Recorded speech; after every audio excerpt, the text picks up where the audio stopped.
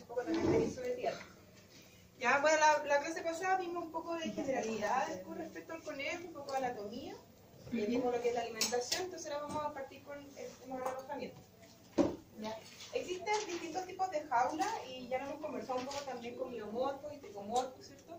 En donde, bueno, podemos tener jaulas que son de madera, ¿cierto? Que si bien son muy bonitas y todo. Perdón, ustedes ya saben que la madera tiene fecha de vencimiento, ¿cierto? Y que en algún momento hay que pensar en ir cambiando estas maderas, ¿ya? Igual de todas formas este tipo de jaula es súper adecuado porque si se fijan tiene un lugar de refugio, ya es multinivel y además tiene acceso al pasto, ya. Entonces si tenemos en la casa la opción de que ellos accedan al pasto es lo ideal, ya. Y obviamente su bebedero, su comedero, todo eso, ya. También están estas jaulas que son las jaulas mixtas, las de base plástico con rejilla encima. Esas son súper adecuadas, especialmente cuando las tenemos dentro de la casa, ¿ya? Pero es más que nada como un lugar de estación, ¿ya? Porque igual estas jaulas son bastante pequeñas, son diseñadas para un solo individuo, ¿ya? Y la recomendación igual es sacar los que tienen las patitas, ¿cierto? Que se muevan un poco para que obviamente puedan ahí también hacer socialización con los dueños, ¿ya? Con respecto al sustrato, ya lo hemos conversado, el sustrato de papel es lo más adecuado como sustrato. También preocuparse de que el piso no sea muy duro, ellos también tienen problemas con las pododermatitis. En el caso del conejo, el conejo no tiene cojinetes, ¿ya? Si uno mira sus patas, es una acumulación de pelo, ¿ya? Entonces si uno corre esos pelitos, uno va a encontrar directamente con la piel y con los huesos. Ya, obviamente uno no ve los huesos, pero ve la piel y uno toca, ¿cierto? Y están los huesos. Ya no hay un cojinete. Entonces, para el conejo es mucho más fácil tener pododermatitis, ¿ya? Entonces, por eso es importante en el conejo que el piso sea blandito, especialmente en aquellos conejos que tienen una movilidad limitada, ¿cierto? Que está sobrepeso, o que tienen algún problema, ¿cierto? Y que no se puedan movilizar bien. Importante que el piso sea blandito, ¿ya? Muchas veces pasa, en la mayoría de los conejos llegan con grado 1 o grado 2 de pododermatitis, producto de que viven en la casa, no sé, con patios de cerámica o viven dentro del departamento, ¿cierto? Y esos pisos flotantes y ese tipo de cosas, es un piso muy, muy duro, ¿ya? Entonces también hay que preocuparse, especialmente cuando están dentro de estas jaulas también pues, son de plástico y el piso también es bastante duro, entonces ponerles algo ahí para que estén un poquito más blanditos, ¿ya? Con respecto a los platos tenemos problemas con los platos y los conejos. Al conejo le gusta agarrar el plato y tirarlo, ¿ya? Entonces, y le encanta dar vuelta al agua y dejar las cosas, ¿ya? Entonces, en esos casos, lo ideal es comprar platos de cerámica. Los platos de cerámica son pesados, entonces algunos conejos no los pueden agarrar, ¿ya? Los pueden empujar, sí, pero no los van a agarrar y los van a tirar, ¿ya? Bueno, también podemos utilizar la forma como más efectiva de entregarles agua al conejo con bebederos estos de boquillas metálicas, pero ya lo hemos conversado de que tienen sus pros y sus contras. ¿Ya? Entonces, mejor ofrecerles de las dos formas y quizás el plato, si lo da vuelta o lo corre, amarrarlo a un borde de la jaula para evitar de que lo vaya a dar vuelta. Ya, súper importante los refugios, el conejo es animal presa, ¿ya? Entonces es importante que tenga un lugar donde refugiarse, donde esconderse y donde pueda dormir, ¿ya? Y bueno, a los conejos les gustan mucho los juegos, entonces podemos entregarles juguetes, mucho cuidado con aquellos que puedan deshilacharse, ¿ya? Porque de repente hay gente que les pasa peluches y todo eso. Y ahí los peluches no hay problema siempre y cuando no se los coman, ya, porque lo empiezan a deshilachar y ahí podemos tener problemas. En general el conejo es raro que se coma algo, ya es raro que tenga una obstrucción por un cuerpo extraño, por ejemplo una pelota o un trozo de plástico, ese tipo de cosas, ya, porque ellos muelen todo, ellos roben, ¿cierto? Y todo se degrada, entonces al final encontrar un cuerpo extraño que sea como una pelota, por ejemplo, una piedra o algo así, es muy raro en los conejos. Las obstrucciones principalmente son por bolas de pelo o porque el contenido dentro del estómago del intestino se deshidrata, ¿ya? Entonces Igual, por ejemplo, nos ha tocado casos de que, no sé, pues la doña le ha dado un cartón, le ha dado corcho, y claro, lo degradan, lo muelen bastante bien, pero nos ha tocado estos dos casos que el contenido se deshidrata en el sistema digestivo y genera una obstrucción, ¿ya? Entonces no es como que el plástico o el corcho que se comió, ¿cierto?, va a generar como propiamente tal una obstrucción, sino que es asociado a una deshidratación del contenido, ¿ya? Bueno, con respecto a los parámetros reproductivos, la madurez sexual es generalmente a los 6 meses en promedio, ¿ya? Va a depender del tamaño de la raza, ¿ya? Igual como ocurre con los perros, ¿ya? Los perros grandes entran en madurez sexual antes que los perros chicos, me parece que es así. Sí, porque el perro grande como que tiene metabolismo más acelerado. En caso... ¿Ah? ¿Es al revés? Ah, ya. Muchas gracias. Yo los perros, la verdad es que ya casi he olvidado muchas cosas. En este caso, los conejos, la raza pequeña entre los 6 y 7 meses y razas más grandes entre 5 y 6 meses, ¿ya? Pero dejando un promedio de 6 meses la época de madurez sexual, ¿ya? Bueno, la manifestación de celo en las hembras no es muy evidente.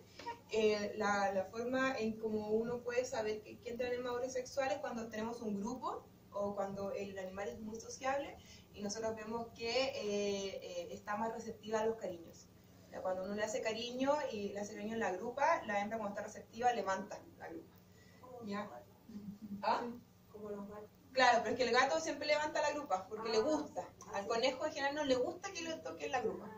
Pero cuando están en época reproductiva, la hembra sí la levanta, ¿ya?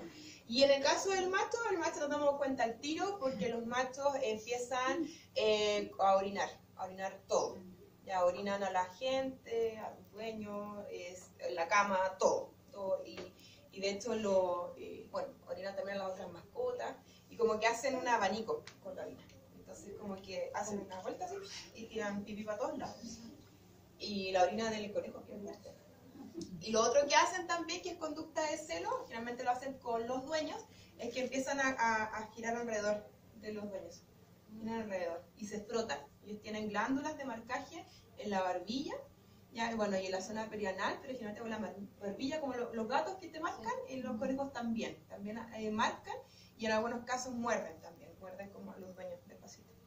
Ya también son conductas de celo. No es excluyente, que el conejo te muerda no significa que esté en celo, pero si uno lo asocia, por ejemplo, esto que da vuelta y te muerde y te marca, o no sé, pues vemos que empieza a orinar, entonces ya son signos de que la testosterona está presente, ¿ya? Bueno, con respecto a los parámetros reproductivos, el periodo de gestación es aproximadamente de 1 mes, ¿ya? Y el tamaño de camada en razas grandes es mayor que en razas pequeñas, ¿ya? Los conejos no tienen como un ciclo estral marcado, ¿ya? Sino que en el fondo lo que tienen los conejos es como ciclos de receptividad, ¿ya? No tienen como un estro, anestro, proestro, ¿ya? Sino que es más bien son ciclos de receptividad que duran más o menos 4 o 5 días. Bueno, ahí tenemos un nido de conejitos. Estos conejitos ya están más bien desarrollados, pero cuando la hembra va a parir, ella lo que hace es sacarse pelo de su papada. Ya la hembra tiene una papada bien grande, en algunos casos extremadamente grande cuando son muy gordas, ya que es como una almohada. Y de ahí se sacan pelo de la papada y se sacan pelo del pecho, ¿ya? Y ellas hacen un nidito. Eso es para mantener temperatura y para mantener humedad cuando nacen los gazapos. Los gazapos, ustedes ya sabemos, excepto que los lagomorfos son crías altriciales, entonces son muy susceptibles a problemas con la temperatura. ¿Ya? Entonces, cuando nosotros tenemos una hembra que va a parir, nosotros tenemos que entregarle material de cama y saber de que se va a sacar el pelo, ya que eso no es patológico, porque mucha gente dice, oh, se está sacando el pelo, y le sacan los pelos, ¿cierto? Y es porque están en el periodo de preparto, ¿ya? Bueno, los conejos tienen ovulación inducida por la monta, y realmente la ovulación ocurre como 10 horas posterior a la monta, ya, por eso es tan eficiente la cruza entre los conejos. Y tenemos que hacer la diferencia con la pseudopreñez, ¿ya? Porque muchas veces ven que los conejitas se sacan el pelo, pero nunca han estado con un macho y nunca han tenido crías. Entonces eso es una pseudogestación. ¿Cómo diferenciamos la pseudogestación de una gestación propiamente tal, en caso de que tengamos muchos conejos, qué sé yo? Es porque la pseudogestación dura menos tiempo, ¿ya? Dura 18 días, como en la manifestación, ¿ya? En que la larva está más receptiva, ¿cierto? Que empieza a hacer nido, todo eso. Y obviamente las pseudogestaciones no es algo deseable, en estos casos esterilizan a las conejas porque favorecen la presentación de piometras y de tumores por el tema de los cambios hormonales. ¿Ya? Muchas veces la pseudogestación se produce por el cariño de los dueños. Los dueños son muy efusivos a hacer cariño en la zona de la grupa, como lo podríamos hacer con un gato, ¿cierto? Que uno le hace el gato feliz. Ya, en esos casos, cuando el cariño es muy efusivo en la zona de la grupa, puede generar la ovulación. Ya recuerden que la ovulación es inducida por la monta. Entonces, ese cariño muy efusivo puede generar la ovulación y por lo tanto la pseudogestación.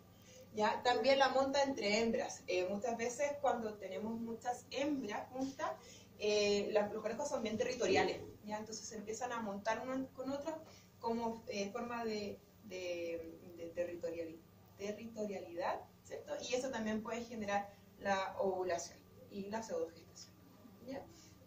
Bueno, ya les comentaba, tiene glándulas de marcaje en el pliegue de la barbilla. Nosotros podemos ver, especialmente en los machos, cuando son machos alfa, ¿cierto? Podemos ver que la zona de la barbilla es media seborreica. Ya uno la toca y siente como un poco de sebo. ¿Ya? Pero eso no es muy común. Generalmente es más como en machos que son muy territoriales o en machos que tienen como muchas hembras. Entonces ahí se les marca un poco, uno toca y siente un poquito de sebo.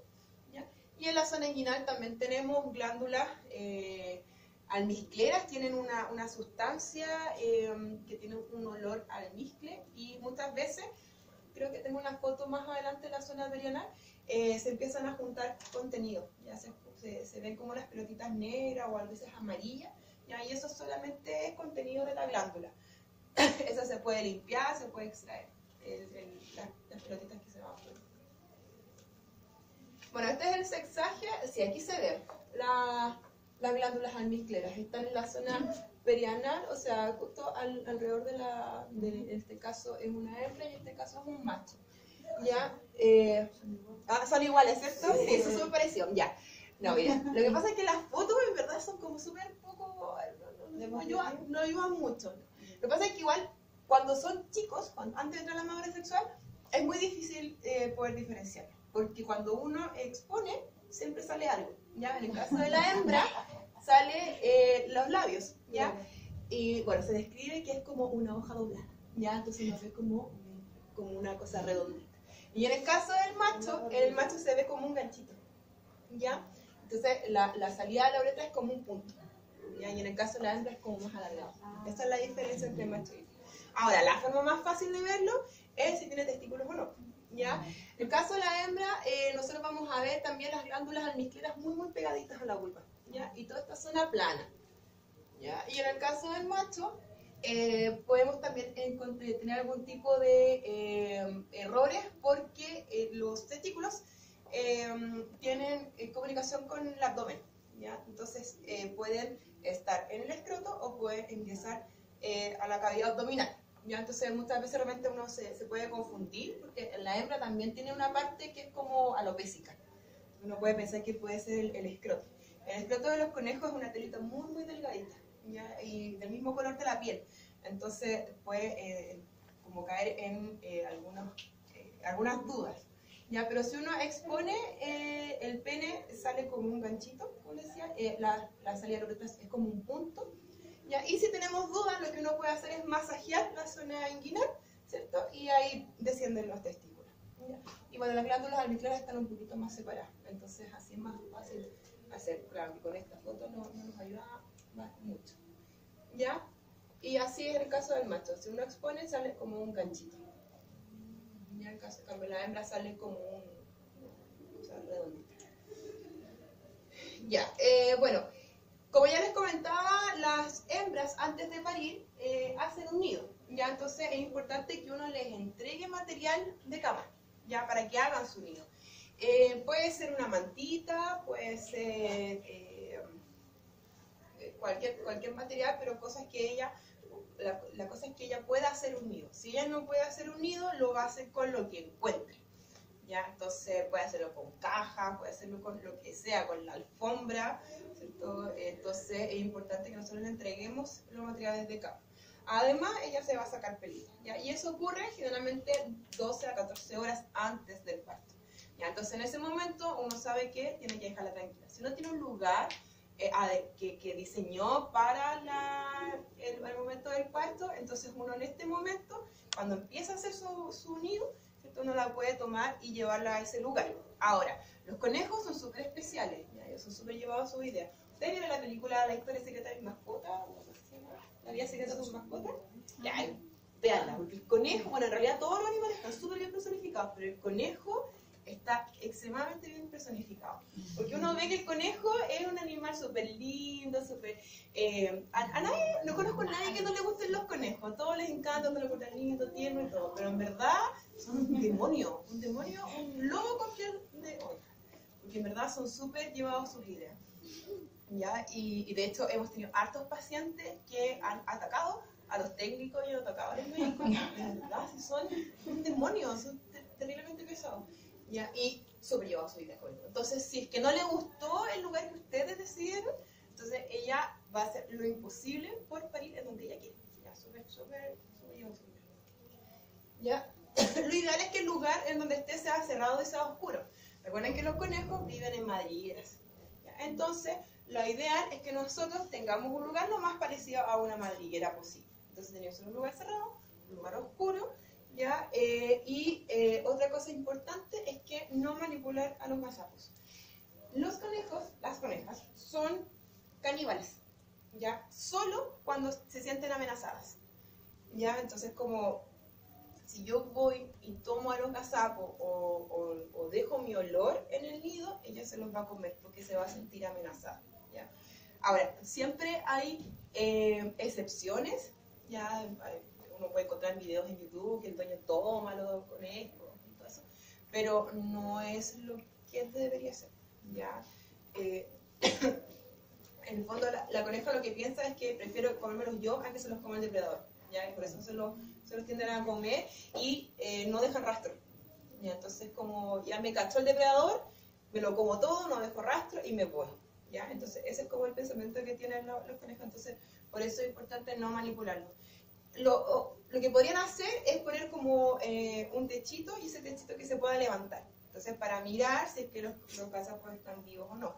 Los gazapos no hacen ruidos, no se mueven mucho tampoco, no salen de su madriguera, por lo menos el primer mes no salen de su madriguera.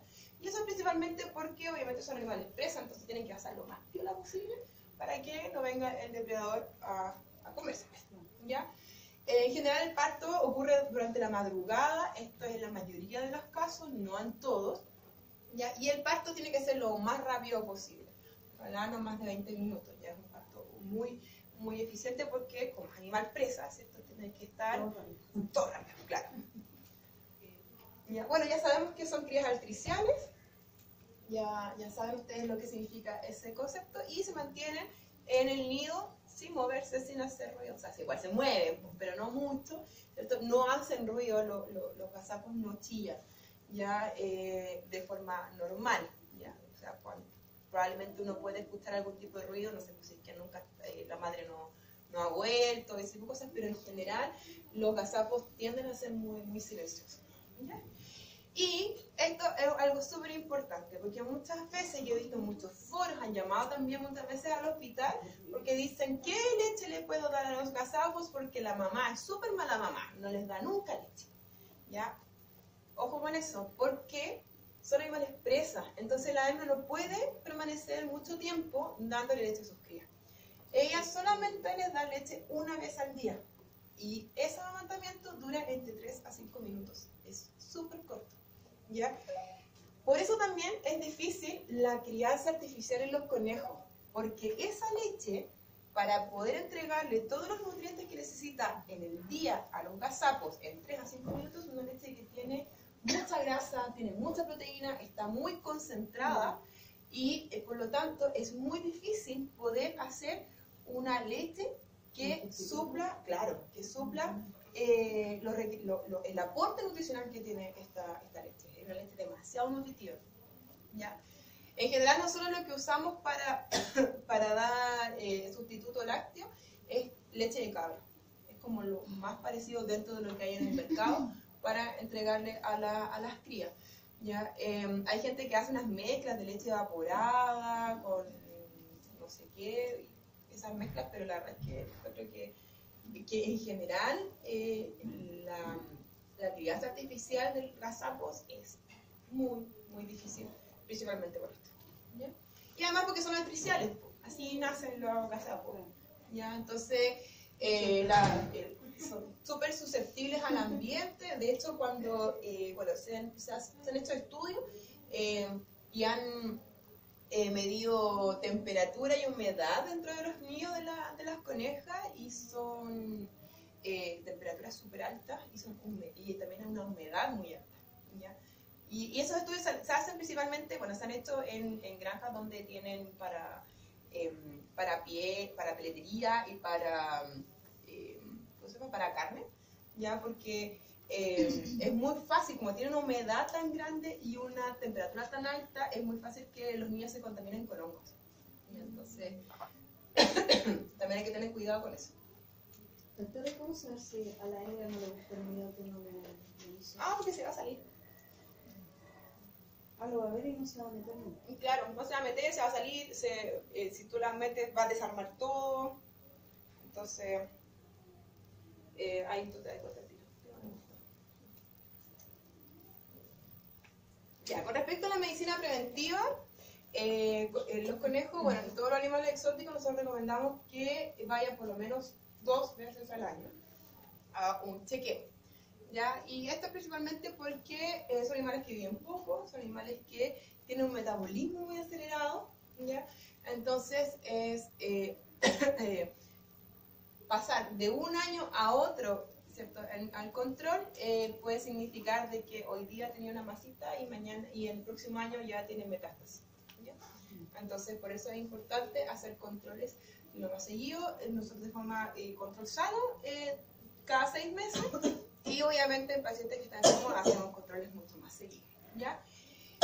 Ya, con respecto a las vacunas, en Chile no se vacunan los conejos, ¿ya? A nosotros nos han llegado, nos han llamado y nos han enviado correos de que preguntándose que tenemos la vacuna para la mixomatosis y la vacuna para la fiebre hemorrágica, ¿ya? Y eso es porque en Argentina se vacunan y en España también se vacunan, ¿ya? Y en otros países, pero generalmente la gente saca la información de los foros argentinos y españoles, ¿ya? Entonces, en Chile no hay ninguna vacuna contra ninguna enfermedad que afecte a los conejos, ¿ya? Eso también hay que tener en consideración cuando son pacientes que se van a otros países, ¿ya? Porque otros países exigen esas vacunas, pero nosotros no las tenemos. Entonces ahí hay que avisar, ¿cierto?, a la entidad, al CIVIT del SAC en el país de destino. Hay que avisarles que Chile no tiene las vacunas, que no existen.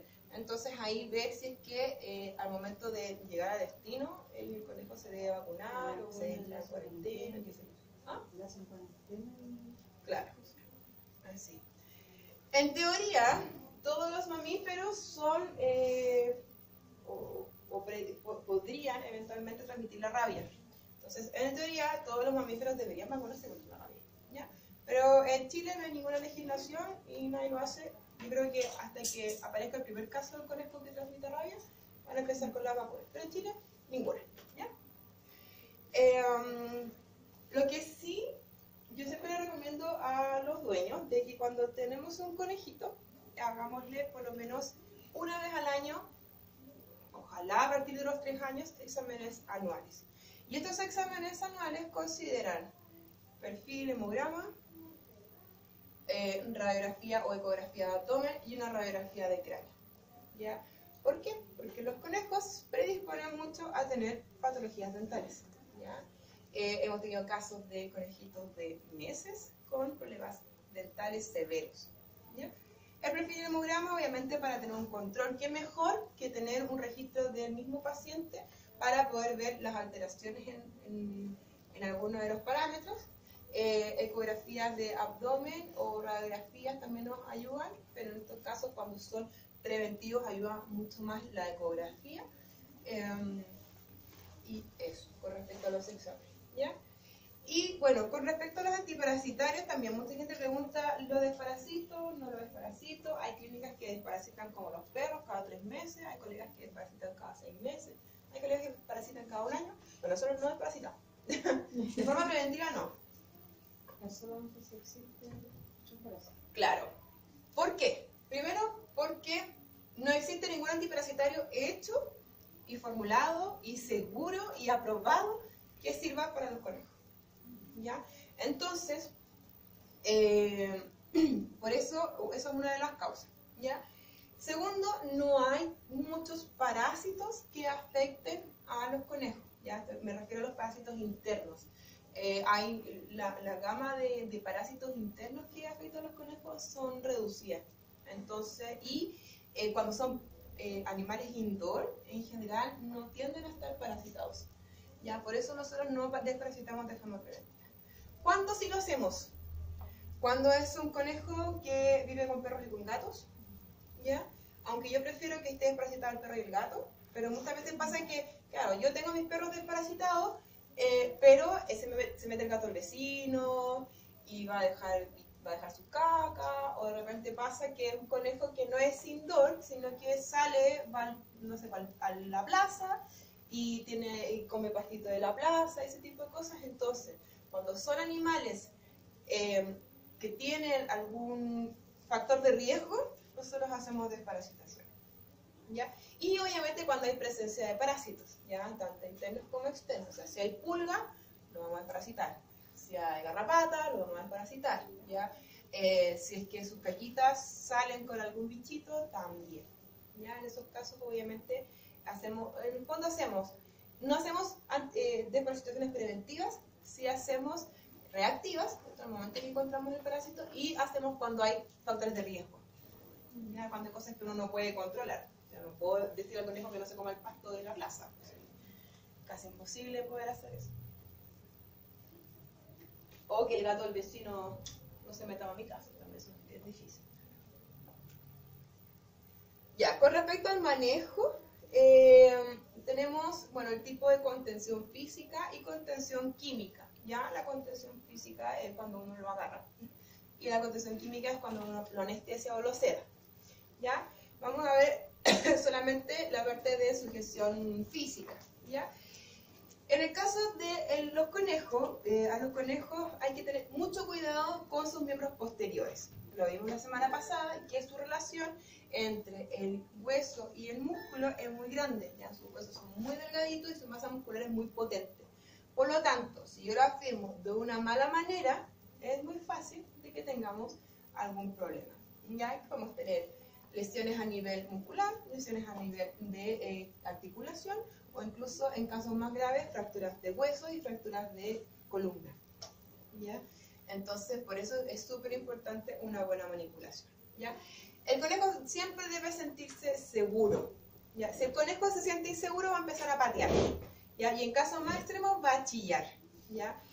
Cuando un conejo chilla, tengan mucho cuidado, porque es como el chillido de la muerte, se llama. ¿Ya? Cuando el conejo se siente muy amenazado, cuando siente que se va a morir, chilla. Entonces, ¿alguna vez han visto a un perro persiguiendo a un conejo? ¿No? ¿Nunca les ha tocado? Ya, cuando los perros persiguen a los conejos, o un depredador persigue a un conejo, el conejo chilla. ¿Ya? Porque sabe que se va a morir, ¿ya? Que se lo van a comer. ¿Ya? Entonces, cuando a ustedes les pasa en la consulta que el conejo chilla, tengan mucho cuidado. ¿Ya?